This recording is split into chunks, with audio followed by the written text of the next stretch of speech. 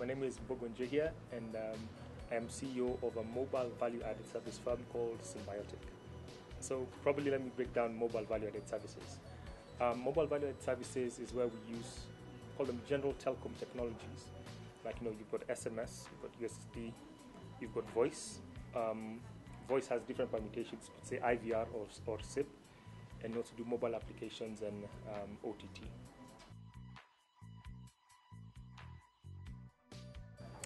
Value-added services is broad, and literally every single business, whether big or small, requires a component of mobile value-added services, because you have a consumer, you have a customer, and from the basic level, you need to communicate with this customer, or you need to add value to them, or they need to add value to you, or to communicate back to you.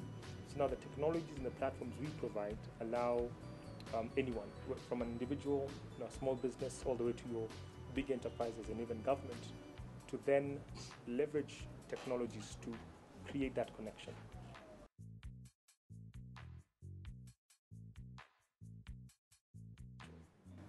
In Africa, everyone has a side hustle, right?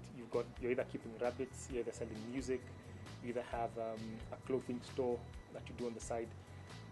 As an individual, you can use our platforms to actually reach out and engage your marketing, even market. Now, the thing is, business is business, whether you're individual or you're the big corporate. So the solution simply scale with you as you grow. Here you've got a single entity, so you're probably on a smaller price plan. But as your business needs grow, as your team expands, you need a bigger package that will accommodate your growing team. And of course, for people like enterprises and government, we're talking about having very solid service level agreements and support plans.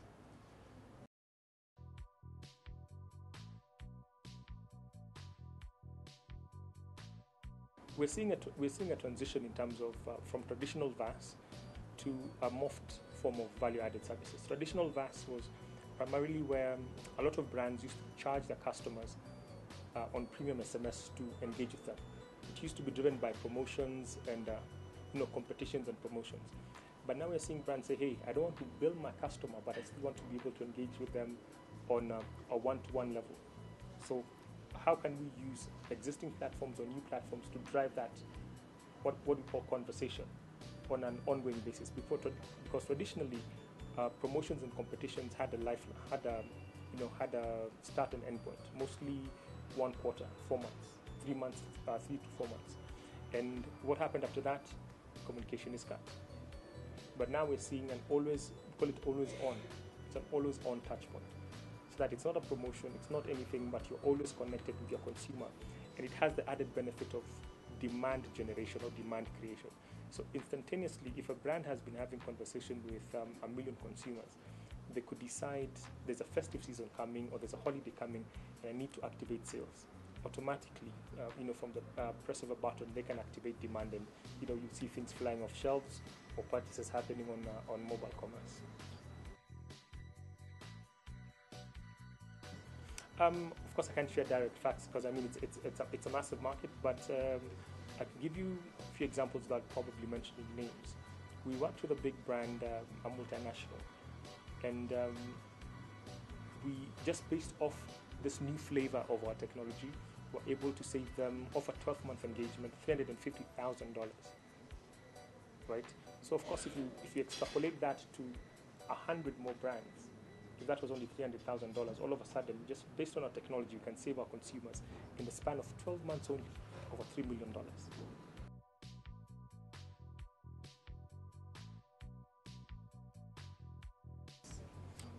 Yes, we're not young in this space. We have been in this space since 2008, and we've been in the trenches of mobile value-added services from its inception.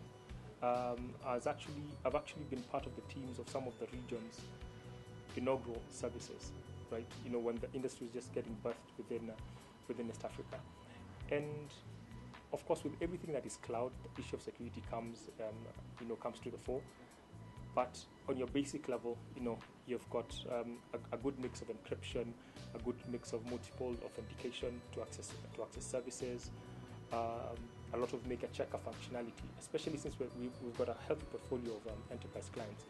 And for them to do certain transactions, even if it's to send out a message to, say, 1 million consumers, like, let me use an example. We had a bank that was pushing one of Kenya's largest IPOs, and they came to us to actually do the messaging component for them. We had to access consumer data, but at the same time, the messages that went out had to be verified by 2 or 3 people. So you must have a maker-checker functionality. So first and foremost, you do a direct integration to a system, so you have a single source of truth, so that we will not have fake data or false positives being put into the system. But then the message that needs to go out, of course, from our dashboard, I created, but you need to have 2 or 3 other people then go in and say approve before that message is sent out. So there are multiple ways of mitigating for that. Of course, the data, like I said, is stored in. We have a huge lean back towards hosting locally, because you also need to have confidence in who you're hosting with. But all the data that is stored on our platforms is encrypted.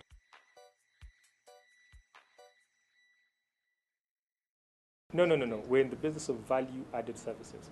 What that simply means is, regardless of your consumer base, right, we simply now provide you the tools to increase the average return or the average revenue per user. We're not in the space of collecting and reselling data. That is not in our interests.